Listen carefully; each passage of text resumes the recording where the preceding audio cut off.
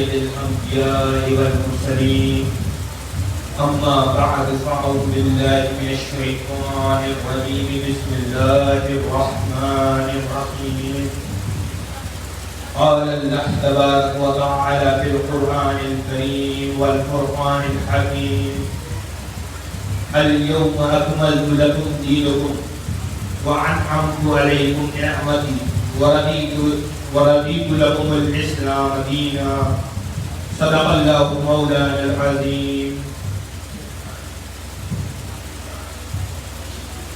قرآن پاک میں اللہ عز و جل فرماتا ہے کہ آج کے دن ہم نے تم پر تمہارا دین کامل کر دیا، اسے مکمل کر دیا، اب اس میں کوئی کمی بیشی نہیں ہوگی، اور اللہ نے تمہارے لیے اس دین کو پسند کر دیا، اور اس دین کا نام اللہ نے تمہارے لیے اسلام رکھ دیا۔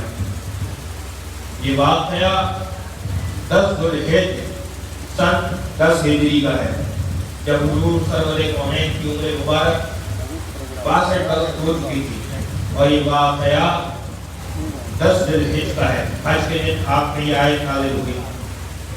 اللہ عز و جل کا بڑا فضل و کرم ہے کہ اس نے دنیا میں ہدایت کے واسطے اپنے انبیاء اور مرسلین کو بھیجا۔ آدم علیہ السلام سے لے کر سرور کونین خلاصۂ موجودات احمد مصطفیٰ محمد مصطفیٰ صلی اللہ علیہ وسلم تک تمام انبیاء کو ہدایت کے واسطے بھیجا، اور 1,24,000 کم و بیش انبیاء کا بھیجا صرف اور صرف انسان کی ہدایت کے لیے۔ آج اللہ نے ان 1,24,000 انبیاء کے دین کو مکمل کر دیا، اور گویا کہ اس پہ ایک تالا لگا دیا کہ اب یہ دین نہ کوئی کم کر سکتا ہے نہ بڑھا سکتا ہے۔ جو ایک بار بزبان محمد رسول اللہ صلی اللہ علیہ وسلم نکل گیا، اب نہ قیامت اس میں کوئی کمی آئے گی اور نہ اس میں کوئی پیشی آئے گی، چونکہ آپ خاتم الانبیاء ہیں اور آپ پر رسالت کو ختم کر دینا ہے۔ آپ کے بعد تا قیامت نہ کوئی انبیاء آئیں گے اور نہ مرسلین۔ تو اب کیونکہ یہ ضرورت تھی کہ آپ کا کوئی ولی کو وسیع مقرر کیا جائے جو آپ کے انداز میں اور آپ کے طریقے سے دین کی اور لوگوں کی ہدایت کا کام کریں اور دین کو پھیلانے کا کام کریں۔ تو 18 ذی الحجہ کو غدیر خم، جو مدینہ منورہ سے تقریباً 800 میل دور ہے، وہاں غدیر خم میں ظہر کے وقت جب شدید گرمی تھی تو آپ خم وادی میں اترے، اور اترنے کے بعد آپ نے نماز ادا کی۔ نماز ادا کرنے کے بعد آپ کے لیے اونٹ کی کومانوں کا ممبر لگایا گیا، اور آپ ممبر پر چڑھے، اور آپ نے ممبر پر جلوہ ہونے کے بعد خطبہ ارشاد فرمایا۔ پھر آپ نے ارشاد فرمایا کیا تم اس بات کو نہیں مانتے کہ میں تم لوگوں سے تمہاری جانوں سے زیادہ قریب ہوں؟ کیا میں تم لوگوں پر تمہاری جانوں سے زیادہ حق نہیں رکھتا؟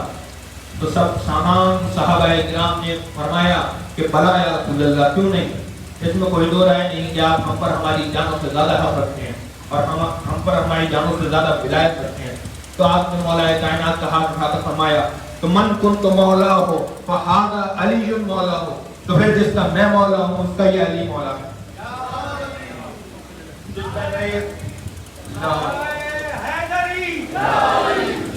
فرمایا تو پھر جس کا میں مولا ہوں اس کا یہ علی مولا ہے۔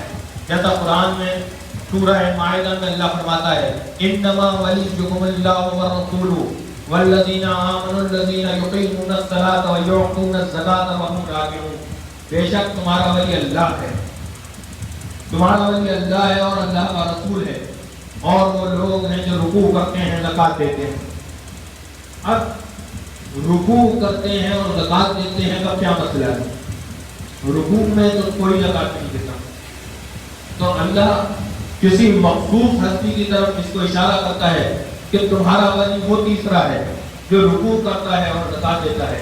اس آیت کا پس منظر یہ ہے کہ ایک دن مسجد نبوی میں جب تمام صحابہ کرام نماز ادا کر رہے تھے، نفلی نماز ادا کر رہے تھے، تو ایک مانگنے والے نے آواز لگائی ہے کوئی اللہ کے نام پہ دینے والا؟ تو سب نماز میں سے جواب نہیں دے سکتے تھے۔ پھر آواز لگائی ہے کوئی اللہ کے نام پر دینے والا؟ نماز میں سے جواب نہیں دے سکتے تھے. پھر اس نے آواز لگائی کہ ہے کوئی اللہ کا نیک بندہ جو اللہ کی راہ میں کچھ دے. تو مولا کائنات علی مرتضیٰ آپ رکوع کی حالت میں تھے اور رکوع کی حالت میں آپ نے جس انگلی میں آپ کی انگوٹھی تھی آپ نے اس انگوٹھی کی طرف سے اشارہ کیا کہ یہ آ کر اتار لے میری انگوٹھی سے, میری انگلی سے اس انگوٹھی کو آ کر اتار لے. تو وہ آیا اور نماز کی حالت میں جب آپ رکوع میں تھے اس نے آپ کے ہاتھ سے وہ انگوٹھی لی اور چلتا پڑا. تو حضور سرور کونین پر جب آپ اپنے گھر میں جب آپ روز تھے یہ آیت اتری انما ولیکم اللہ والرسول والذین آمنوا الذین یقیمون الصلاۃ وآتوا الزکاۃ وهم راکعون. اور آپ نے باہر آنے کے بعد صحابہ کرام سے ارشاد فرمایا کہ کیا کسی نے ابھی کچھ صدقہ کیا, کیا کسی نے ابھی کچھ زکات دی, کیا کسی نے ابھی کچھ خیرات دی. تو اس سائل نے بولا کہ ہاں وہ جو انسان ہے اس نے مجھے رکوع کی حالت میں ابھی کچھ دیا. آپ نے مڑ کے دیکھا تو مولا کائنات پڑھے تھے تو آپ نے خود فرمایا اللہ اکبر. مولا کائنات کو جب آپ نے دیکھا تو خوشی کے مارے جھوم کر آپ نے خود فرمایا اللہ اکبر. تو یہ اعلان ولایت علی تھا جو قرآن میں کیا گیا تھا, یہ بتانے کو کہ تمہارا ولی اللہ ہے, اللہ کا رسول ہے اور مولا کائنات ہے. اب کیونکہ اس جگہ اس کا نام نہیں لیا گیا تھا کہ کس کا ذکر ہو رہا ہے, تو غدیر خون کے وقت جب دین کو مکمل کر دیا گیا اور وہاں سے حضور صلی اللہ علیہ وسلم کے رخصت کا وقت بھی قریب تھا, کل ملا کے 1 یا 1.5 مہینہ بیچ میں بچا تھا, تو اس وقت دین کو ایک ولی دینا مقصد تھا. تو آپ نے جس وقت قریب لاکھ سوا لاکھ کے مجمع میں کھڑے ہونے کے بعد یہ ارشاد فرمایا من کنت مولا ہو فہذا علی, کہ میں جس کا مولا ہوں اس کا یہ علی مولا ہے. اس بات سے اندازہ لگایا جائے کہ دنیا میں اب حضور صلی اللہ علیہ وسلم کے بعد جو ہدایت کا کام کرے گی وہ امامت اور ولایت کرے گی, اور یہ سرچشمہ ولایت ہے جو مولا علی مرتضیٰ سے آیا ہے. دنیا میں علماء لکھتے ہیں کہ آدم سے لے کر اور اب قیامت تک مہدی آخر زمان تک کوئی بھی ولی ایسا نہیں ہوگا جسے ولایت ملے بنا علی مرتضیٰ کے صدقے میں. اب جسے بھی ولایت ملے گی اسے ملے گی صدقہ مولا علی میں. تو یہ وہ آج کا دن تھا 18 ذوالحج جسے ہم آپ منانے بیٹھے ہیں, جسے کہتے ہیں عید غدیر, جشن غدیر, کیونکہ ہم مولا کے ماننے والے ہیں اور ہمارے لیے یہ عید سے کم نہیں ہے کہ ہمارے مولا کو اس وقت رسول اللہ صلی اللہ علیہ وسلم نے ولایت کا اعلان کیا ہے. تو یہ ہمارے لیے ایک عید تھی اور اس کا یہ پس منظر تھا کہ اللہ نے ہدایت دینے کے لیے سرور کونین کے ذریعے مولا کو ولایت عطا کری. اب کتنے بھی اولیاء آ جائیں یہ سب جو ہے مولا کائنات کے ذریعے سے آئیں گے. جیسا کہ محدث دہلوی نے لکھا ہے کہ اب جو اولیاء آئیں گے وہ اولاد علی اور اولاد علی سے بچ کر نہیں آ سکتے. اب جس کو بھی کچھ ملے گا بارگاہ رسالت موت سے, جیسا کہ آپ نے فرمایا انا مدینہ العلم وعلی بابھا, بے شک میں علم کا شہر ہوں اور علی اس کا دروازہ ہے. اور ولایت کی ایک علم ہے, علم ظاہری نہ صحیح تو علم باطنی صحیح, اور یہ وہ علم ہے جو اللہ اپنے مخصوص بندوں کو عطا کرتا ہے, جن کو وہ خالص کر لیتا ہے, جن کو وہ مخلص کر لیتا ہے اپنے لیے, انہیں اللہ یہ علم عطا کرتا ہے جس کو بارہا قرآن میں ذکر بھی کیا گیا ہے علم لدنی کے نام سے. یہ علم وہ علم نہیں جو کاغذ قلم لے کر پڑھایا جائے, یہ علم وہ علم ہے جو سینہ بسینہ عطا کیا جاتا ہے. لدنی کا مطلب یہ ہے من لدنا علم, اس کا مطلب یہ ہے وہ علم جو ہم نے اپنی طرف سے عطا کر دیا, اس نے نہیں دیا ہم نے عطا کر دیا. تو یہ وہ علم تھا جس کا شہر حضور صلی اللہ علیہ وسلم ہے اور اس کا دروازہ مولا علی مشرف شان. اس حدیث کے آگے کے الفاظ ہیں کہ اب کسی بھی علم کے شہر تک آنا ہے اسے چاہیے کہ وہ علی کے ذریعے آئے. تو تمام اولیاء کرام کا یہ طریقہ رہا ہے کہ آپ سب سے پہلے دربار مولا علی پہ حاضر ہوتے ہیں. جسے بھی اللہ ولایت دینے کی سوچتا ہے تو اس کو پہلے دربار مولا علی پہ لا کر ڈال دیتا ہے کہ پہلے ایک در کی غلامی کرو, اگر اس میں کامیاب ٹھہرے تو اللہ ولایت بھی ضرور دے گا.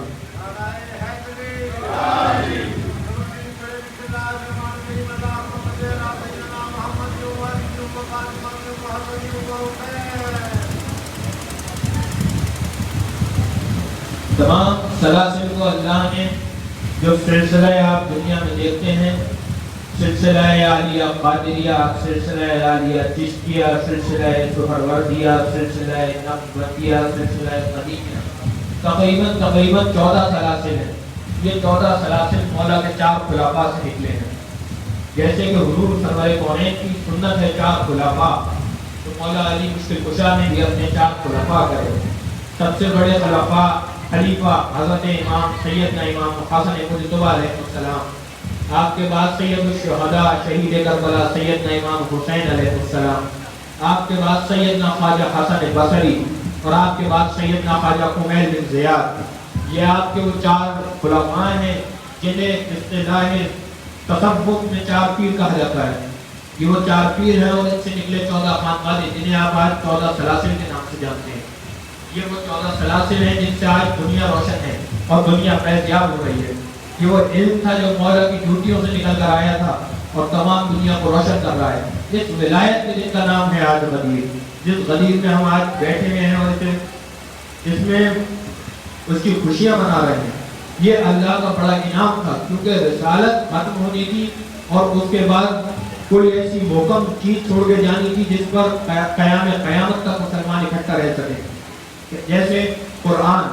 مگر قرآن ایک تھیوری ہے، پریکٹیکل ہے۔ کوئی چاہیے جو خود سراپا قرآن بنے، جیسا بابا اپنے کلام میں فرماتے ہیں قرآن علی حاصل قرآن محمد، ہر سب کا ایمان محمد، اور میں بندہ شبیر ہوں ایمان کا میرے، اللہ محافظ ہے نگہبان محمد، اللہ محافظ ہے نگہبان محمد۔ حضور سرور کونین کی حدیث کا خلاصہ ہے، آپ نے فرمایا علی مع القرآن و قرآن مع علی، بے شک علی قرآن کے ساتھ ہے اور قرآن علی کے ساتھ ہے۔ اور آپ نے فرمایا حجۃ الوداع کے موقع پر جب ایک فصیح و بلیغ خطبہ ارشاد فرمایا، اور صحابہ کرام فرماتے ہیں کہ اس دن حرام اشبار کی کوئی آنکھ ایسی نہیں تھی کہ جس سے آنسو نہ بہ رہا ہو، ہر آنکھ میں آنسو تھا، اور سب جانتے تھے کہ آپ کا الوداعی خطاب ہے، اب آپ اپنی امت کو چھوڑ کر جا رہے ہیں۔ تو آپ نے اس وقت فرمایا کہ اے لوگوں، میں تمہیں تلقین کرتا ہوں، اس قرآن کو پکڑو، یہ اللہ کی کتاب ہے، اس قرآن کو پکڑو، یہ اللہ کی کتاب ہے، اس قرآن کو پکڑو، یہ اللہ کی کتاب ہے، اس میں ہدایت ہے، یہ اللہ کی رسی ہے، جو اسے پکڑے گا گمراہ نہیں ہوگا۔ پھر آپ نے اس کے بعد فرمایا اور میری اہل بیت، اور میری اہل بیت، اور میری اہل بیت۔ اے لوگوں، میں تمہیں اپنی اہل بیت کے بارے میں اللہ کا خوف دلاتا ہوں، میں اپنی اہل بیت کے بارے میں تمہیں اللہ سے ڈراتا ہوں، دیکھنا ان کے ساتھ کوئی ظلم نہ کرنا، دیکھنا ان کے ساتھ کوئی زیادتی نہ کرنا، دیکھنا ان کے ساتھ کوئی بے ادبی نہ کرنا، دیکھنا ان کے ساتھ ادب سے پیش آنا۔ یہ وہ اہل بیت ہیں جنہیں رسول اللہ صلی اللہ علیہ وسلم نے وصیت میں قرآن کے ساتھ اکٹھا کر کے بتایا ہے۔ تو یہ وہ 2 چیزیں ہیں جو ہدایت ہیں، جو ان کو پکڑے رہے گا وہ کبھی گمراہ نہیں ہوگا، اور جو انہیں چھوڑ دے گا وہ کبھی حق نہیں پا سکتا۔ تو مولا علی ہی وہ سرچشمہ ولایت ہے جس کو پکڑنے کے بعد انسان حق تک پہنچتا ہے۔ اور آپ کے بعد پھر تمام ائمہ اہل بیت اللہ نے ایسے ہی درجہ بدرجہ بھیجے امت کی رہنمائی کے لیے۔ 12 ائمہ اہل بیت جنہیں ائمہ اثنا عشرہ کہا جاتا ہے، یعنی 12 ائمہ، اس میں مولا علی مشکل کشا اول جنہیں سب سے پہلے ولایت عطا کری گئی، آپ کو کہا جاتا ہے فاتح ولایت۔ آپ وہ ہیں جنہوں نے ولایت کا باب کھولا، فاتح کہتے ہیں کھولنے والے، آپ وہ ہیں جنہوں نے ولایت کا باب کھولا۔ آپ کے بعد پھر ولایت آگے بڑھی اور امامت آگے بڑھی۔ آپ کے بعد سیدنا امام حسن مجتبی، سیدنا امام حسین مجتبی، وہ سیدنا شہداء امام حسین، اور اس کے بعد 12 ائمہ اہل بیت، 12 امام علیہ السلام آگے بڑھے، جن میں آخری امام مہدی آخر الزماں ہوں گے، جن کے لیے پیشن گوئی سرور کونین نے فرمائی ہے کہ قیامت جب تک برپا نہیں ہوگی، جب تک میری اولاد میں سے، میری بیٹی فاطمہ کی اولاد میں سے ایک انسان جس کا نام محمد ابن عبداللہ المہدی وہ قیامت سے پہلے آنا جائے، اس سے پہلے قیامت برپا نہیں۔ شروعات میں بھی اللہ نے ہدایت دی اہل بیت کے ذریعے، جب دین شروع تھا اور حضور صلی اللہ علیہ وسلم نے ظاہری دنیا سے پردہ فرمایا تو اس دین کو مولا کائنات کے اوپر چھوڑا گیا، اور جب اس دنیا کا سورج ڈوبنے لگے گا اور قیامت برپا ہونے کو ہوگی تو بھی اسلام کا جھنڈا اہل بیت کے آخری فرد امام مہدی علیہ السلام کے ہاتھ میں ہوگا۔ تو یہ اس 12 اماموں کے بیچ کا وقفہ تھا جس میں پوری دنیا کو بغیر انبیاء علیہ السلام کے روکا گیا، جیسا حضور صلی اللہ تعالی علیہ وسلم کی حدیث ہے کہ میری امت کے علماء انبیاء بنی اسرائیل کے مانند ہیں، کیونکہ اس قدر ہدایت کا کام انبیاء کے ہی بس کی بات ہے، عام انسان نہیں کر سکتا۔ تو آپ نے فرمایا میری امت کے علماء انبیاء بنی اسرائیل کے مانند ہیں، اور وہ یہ انبیاء اولیاء سے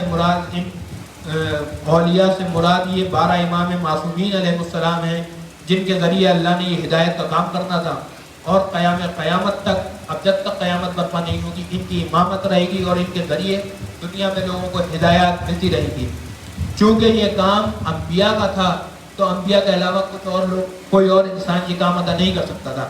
اس کے پس منظر میں کچھ باتیں ہیں جو میں پیش کروں گا، پھر اجازت چاہوں گا۔ پس منظر میں یہ ہے کہ جیسے حضور صلی اللہ تعالی علیہ وسلم نے فرمایا کہ یا علی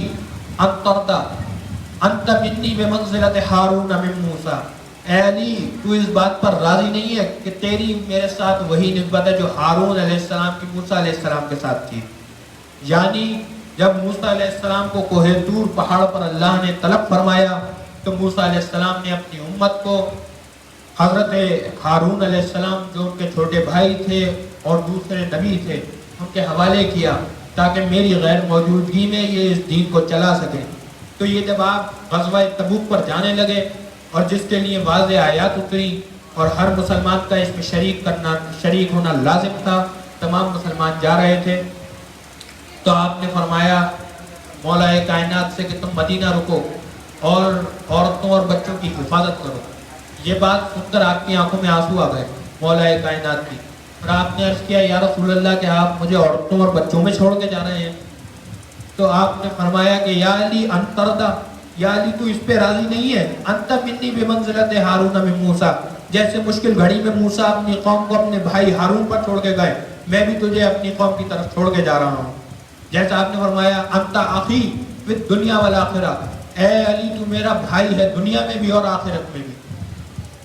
طیبہ ہجرت فرمائی تو تمام صحابہ کو، تمام مکہ والے صحابہ کو مدینہ والے صحابہ کا بھائی بنایا تاکہ آپس میں مل جل کے رہ سکیں۔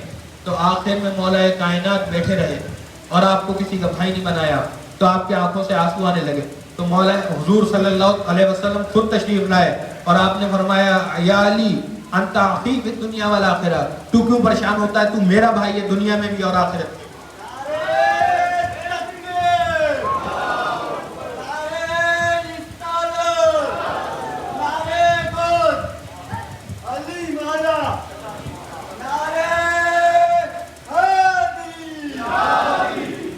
تو یہ وہ ذمہ تھا جو نبی اور رسول کے علاوہ کوئی ادا نہیں کر سکتا تھا ہدایت کا، اور اس کے لیے جو وسیلہ تلاش کیا گیا وہ ولایت ہے۔ کیونکہ ایک جگہ اور جب سورہ توبہ یعنی ہم جسے سورہ بارات بھی کہتے ہیں اس کی آیات نازل ہوئی تو 8 ہجری میں یا 9 ہجری میں سیدنا صدیق اکبر حضرت ابوبکر صدیق حج کے سربراہ تھے اور حضور صلی اللہ علیہ وسلم از بذات خود حج میں تشریف نہیں لے گئے تھے، تو آپ نے حضرت ابوبکر صدیق کو حج میں بھیجا تھا سب مسلمانوں کا پیشوا بنا کر۔ پیچھے جب یہ جو ہے آیات برات نازل ہوئی کہ آپ کفار کے لیے اعلان برات کر دیں کہ آج کے بعد سے کوئی مشرک مکہ میں نہیں آئے گا، کوئی کافر حج نہیں کرے گا، کوئی کسی کو طواف کی اجازت نہیں ہوگی، تو جب اس کی آیات نازل ہوئی تو اس کا سیاق و سباق یہ ہے کہ اللہ نے اس کو بڑے غضب میں نازل کیا ہے، براۃ من اللہ ورسولہ، نہ اس میں بسم اللہ ہے نہ کچھ اور، اسے غضب میں نازل کیا گیا اور اسی انداز میں اور اسی لہجے میں کیا گیا، اور اس کے ساتھ جبرائیل نے آ کے کہا یا رسول اللہ یہ آیت امت تک یا آپ پہنچائیں یا آپ جیسا کوئی پہنچائے۔ تو حضرت مولا علی مشکل کشا خود مدینے میں جلوہ افروز تھے اور حضرت ابوبکر حج کی روانگی کے ساتھ جا چکے تھے قافلے کے ساتھ، تو حضور صلی اللہ تعالی علیہ وسلم نے یہ آیات مبارکہ لی اور حضرت مولا علی کو بھیجا اور آپ نے فرمایا 10 ذی الحجہ کے دن جب حج ہو تم ممبر پہ کھڑے ہو کر میری طرف سے یہ آیات تمام امت مسلمہ کو سنا دینا۔ جب آپ پیچھے سے پہنچے تو ظاہری سی بات ہے کہ حضرت مولا علی مشکل کشا ہیں، تو حضرت ابوبکر نے جب آپ کو دیکھا تو فرمایا یا علی امیر اور معمور، تم امیر بن کے آئے ہو کہ معمور، مطلب لیڈر تم ہی رہو گے کہ میں ہوں گا؟ تو آپ نے فرمایا نہیں، معمور، میں معمور ہوں، امیر آپ ہی ہیں، آپ ہی حج کے سربراہ ہیں، کہ آپ کو رسول اللہ نے سربراہ بنایا ہے، آپ کو کون ہٹا سکتا ہے؟ تو آپ نے فرمایا تو پھر کس لیے آنا ہوا ہے؟ تو آپ نے فرمایا کہ اللہ عز و جل نے نئی آیات اتاری ہیں اور جن کو مسلمانوں کو سنانے کے لیے اللہ عز و جل نے حکم کیا ہے، اور رسول اللہ صلی اللہ علیہ وسلم کے حکم سے میں 10 ذوالحج کے دن یہ آیات سناؤں گا۔ تو اس بات سے پتہ چلتا ہے کہ ہدایت کا کام وہ تھا کہ جو رسول اور آل رسول ہی کر سکتے تھے، کسی غیر انسان کے بس کی بات نہیں تھی۔ اس لیے قیامت تک دنیا میں یہ کام اللہ نے اہل بیت کو سپرد کیا، اور ان لوگوں کے سپرد کیا جو اہل بیت کے دامن سے وابستہ ہیں۔ آج تک جو اولیاء کرام یہ کام کرتے ہیں تو اسی لیے کرتے ہیں کہ وہ اہل بیت کے دامن سے وابستہ ہیں، اور یہ ذمہ ان کے پاس ہے کہ یہ دین کا کام کریں۔ جس انسان کو اہل بیت سے وابستگی نہیں، اس کے حق میں دین کا کوئی کام بھی نہیں، کیونکہ یہ کام صرف اہل بیت کے حصے کا ہے۔ اور آج جو ہر دیکھیں گے آپ کے ہر بزرگ، سارے صحابہ کرام ہمارے سروں کا تاج ہیں، سب بہت اعلیٰ و اولیٰ ہیں، سب افضل ہیں، مگر آپ دیکھیں گے کہ اولیاء ہمیشہ صرف ذکر اہل بیت کرتے ہیں۔ اس کی وجہ کیا ہے؟ کیونکہ فرماتے ہیں کہ اہل بیت کا ذکر یوں کرا جاتا ہے کہ ہر ولی کو جو کچھ ملا، ولایت ملی یا اللہ کی طرف سے جو ملا، وہ ملا اہل بیت کے ذریعے۔ حضرت سرکار امام الصالحین فرماتے ہیں ویسے تو ہوں ہر ذات کا اے راز فدائی، ویسے تو ہوں ہر ذات کا اے راز فدائی، لیکن جو ملا ہے ملا حسنین کے در سے۔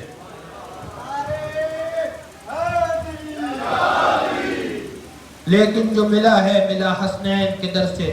اس لیے اولیاء کرام زیادہ سے زیادہ ذکر اہل بیت علیہ السلام کرتے ہیں، کسی کا ذکر کم نہیں کرتے، کسی کا ذکر بڑھا دیتے نہیں۔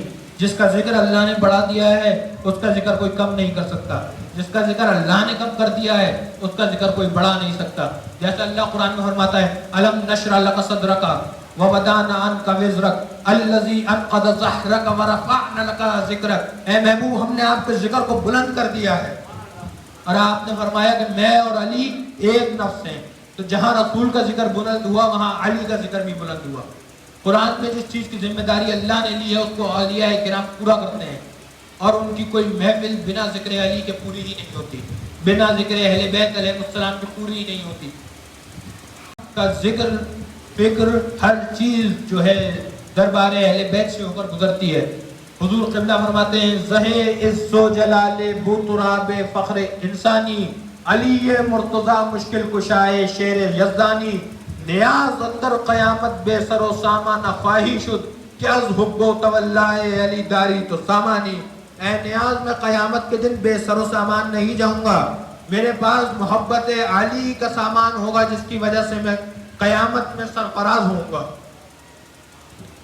آگے آپ فرماتے ہیں الگ منقبت میں اے دل بگیر دامن سلطان اولیاء جانی حسین ابن علی جان اولیاء۔ اے دل پکڑ لے دامن، کس کا دامن پکڑ لے؟ سلطان اولیاء کا۔ اب یہاں بتایا نہیں کہ سلطان اولیاء کون، مصرع ثانی میں بتاتے ہیں یعنی حسین ابن علی جان اولیاء، یعنی وہ سلطان اولیاء حضرت امام حسین ہے جو تمام اولیاء کی جان ہے۔ مختی میں فرماتے ہیں دارت نیاز حشر خود امید با حسین، دارت نیاز حشر خود امید با حسین، با اولیاء حشر محبان اولیاء۔ اے نیاز، میرا حشر تو امام حسین علیہ السلام کے ساتھ ہوگا، کیونکہ تمام اولیاء کا حشر ان کے چاہنے والوں کے ساتھ ہوگا، کیونکہ یہ مضمون احادیث شریف مصطفیٰ ہے کہ فرمایا سرور کونین نے کہ جو انسان جس سے محبت کرے گا قیامت کے دن وہ اس کے ساتھ محشور ہوگا، جو جس سے محبت کرے گا قیامت کے دن اسے اس کے ساتھ اس کے درجے میں رکھا جائے گا۔ اس لیے آپ فرماتے کہ میں بے فکر ہوں، مجھے اپنی عاقبت کی فکر نہیں ہے، کیونکہ میرا حشر امام حسین علیہ السلام کے ساتھ ہوگا۔ جیسے بابا صاحب فرماتے ہیں کہ حشر کا خوف ہے فضول نصیر، پشت پر اپنی جب حسین رہے۔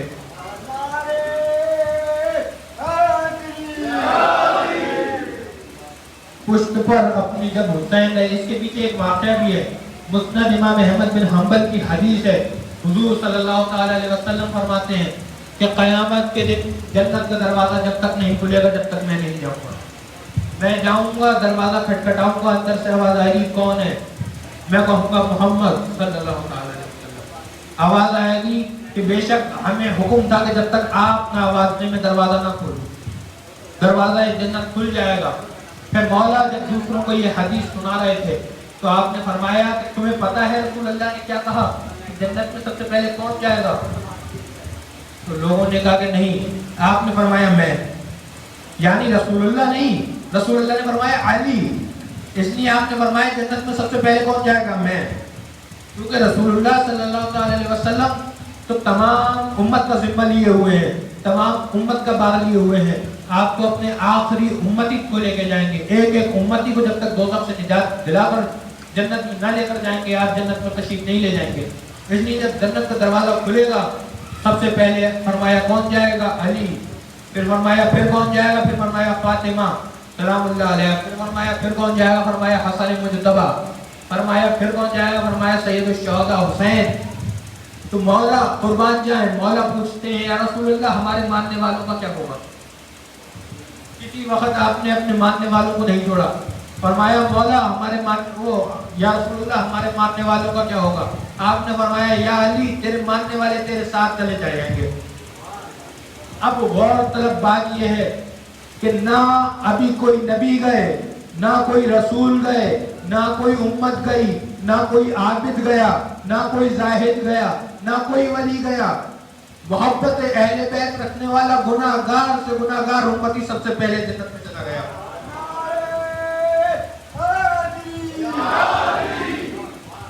گناہگار سے گناہگار امتی جس کے دل میں عشق محمد وآل محمد صلی اللہ تعالی علیہ وآلہ وسلم تھا، وہ انبیاء سے، مرسلین سے اور ان کی امتوں سے جو 900 سال 950 سال عبادات کری. نوح علیہ السلام نے اور اپنی امتوں میں محنت کری اور 80 سال بنی اسرائیل کے علماء نے عبادت کری. اس کے بعد بھی وہ درجہ حاصل نہیں ہوا جو محبت اہل بیت علیہ السلام سے حاصل ہو گیا. انہیں سب سے پہلے جنت میں بھیجا گیا. تو ہر چیز کا حاصل محبت اہل بیت ہے اور یہ وہ نقطہ ہے جس کی طرف ائمہ اور اولیاء اور بزرگان دین ہمیشہ غور کراتے ہیں. اس کے پیچھے ایک بڑا پس منظر ہے. حضور صلی اللہ تعالی علیہ وآلہ وسلم کے بعد اور خلافت راشدہ کے بعد وہ دور امت مسلمہ نے دیکھا کہ جس وقت نام علی لینا بھی گناہ تھا. اور صرف گناہ نہیں تھا، جو انسان ذکر علی کرتا تھا اسے قتل کر دیا جاتا تھا. جو انسان اپنے بچے کا نام علی رکھ دیتا تھا وہ قتل ہو جاتا تھا. ذکر علی کرنا منع ہی نہیں تھا بلکہ ممبروں پہ بیٹھ کر نعوذ باللہ ثم نعوذ باللہ مولا کی برائیاں کی جاتی تھی اور لوگوں کو مولا کے خلاف اکسایا جاتا تھا. چونکہ یہ کام مولا کا ذکر کرنا سیدھے سیدھے موت کو گلے لگانا ہے تو یہ کام اولیاء کرام کے علاوہ کسی کے بس کا نہیں تھا. تو ہمیشہ سے یہ کام اولیاء کرام نے سنبھالا. کسی وقت حکومتوں کا اور حکمرانوں کا کوئی بھی رویہ رہا ہو، محبت اہل بیت کا پرچم ہمیشہ بزرگان دین نے اور اولیاء کرام نے اٹھایا رکھا. جیسے کہ خواجہ خواجگان خواجہ معین الدین حسن چشتی سنجری رحمۃ اللہ علیہ فرماتے ہیں شاہ ہست حسین بادشاہ ہست حسین دی نست حسین دی پناہ ہست حسین سرداد نداد دست در دست یزید حقا کے بنا الہ الہ ہست حسین. آپ فرماتے ہیں شاہ بھی حسین ہے، میں کسی کو شاہ نہیں مانتا. ایسے تو روز آتے ہیں روز جاتے ہیں، آج ہے کل نہیں ہے. ہر دیش ہر ملک ہر شہر کا الگ بادشاہ ہے، ہر سلطنت کا الگ بادشاہ ہے. آج ہے کل مٹی پلید ہو گئی ہے، کسی کا کوئی پتہ نہیں ہے. مگر تا قیام قیامت جو شاہ رہے گا شاہ ہست حسین، وہ حسین بادشاہ ہے. بادشاہ ہست حسین وہ حسین ہے. آگے فرماتے ہیں دین است حسین، بلکہ دین بھی حسین ہے. کیونکہ اگر کربلا میں حضور صلی اللہ علیہ وسلم کے بدلے امام حسین شہادت نہیں دیتے تو دین محمدی کو آج کوئی پہچاننے والا اور ماننے والا نہیں ہوتا. جیسا کہ رسول اللہ صلی اللہ علیہ وسلم نے بدر کے دن دعا کی تھی، یا رسول اللہ اگر تو نے ان 313 کی مدد نہیں کی تو تا قیام قیامت تیرا کوئی نام لیوا نہیں ہوگا. تو آپ فرماتے ہیں کہ اسی طریقے سے اگر اس دن وہ 72 شہداء کربلا شہادت نہیں دیتے تو تا قیام قیامت اس دین کا کوئی نام لیوا نہیں ہوتا. کیونکہ وہ برائیاں آئی تھی کہ اللہ کے حرام کو لوگوں نے حلال کیا تھا، اللہ کے حلال کو حرام کیا تھا، جس کو اللہ منع کرتا تھا وہ کرتے تھے، اور جس کو اللہ کرنے کو کہتا تھا وہ نہیں کرتے تھے۔ بہت سی چیزیں، اس پہ بہت لمبی بحث ہے، ابھی بیان کرنے بیٹھے تو وقت لگے گا، میں اس چیز کو بھی بیان نہیں کر سکتا کہ جو انہوں نے چیزیں دین میں تبدیل کری، مگر الغرض بات یہ ہے کہ اس لیے اس وقت امام کی شہادت ضروری تھی، اور جو رسول اللہ کے بدلے آپ نے کربلا کے میدان میں دی، اور اس کی حقیقت بھی اولیاء کے اوپر اور بزرگوں کے اوپر کھلی، اس کی حقیقت بھی کسی اور کے اوپر نہیں کھلی۔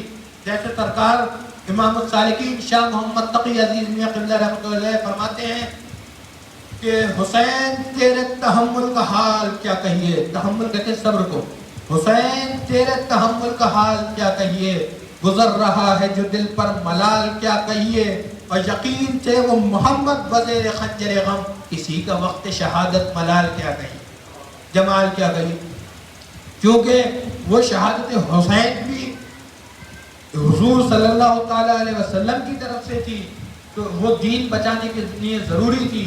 تو خواجہ خواجگان فرماتے ہیں شاہ ہست حسین، شاہ حسین ہے، بادشاہ ہست حسین، بادشاہ حسین ہے، دینست حسین، بلکہ دین بھی حسین ہے۔ آگے فرماتے ہیں دی پناہ ہست حسین، بلکہ دین کو جس نے پناہ دی وہ بھی حسین ہے۔ اگر دین کو حسین پناہ نہیں دیتے تو دین بے پناہ تھا، دین کے پاس کوئی پناہ نہیں تھی، دین کو سر چھپانے کے لیے کوئی جگہ میسر نہیں تھی۔ اس دن اہل بیت کا دامن تھا جس میں یہ اسلام چھپ گیا، اور پرورش پالی اس نے اہل بیت کے دامن میں جو آج دنیا کے ہر کونے کونے تک پہنچ گیا۔ تو آپ فرماتے ہیں دی پناہ ہست حسین، آگے فرماتے ہیں سرداد نداد دست در دست یزید، سر دے دیا ہاتھ نہیں دیا یزید کے ہاتھ پر، حقا کے بنا الہ الہ ہست حسین۔